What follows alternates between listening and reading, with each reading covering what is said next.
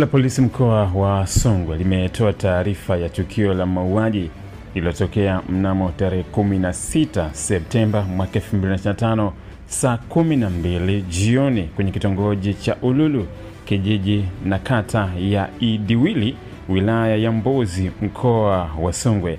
Katika tukio hilo, Evaristo Zabron mwenye umri wa miaka 28, mkulima mkazi wa Ululu, wilaya ya Mbozi, alichomwa kisu kifuani eneo la moyo na mtu aliyefahamika kwa jina la Xavier Jamson baada ya mabishano ya mpira wa miguu kati ya timu za Simba na Yanga.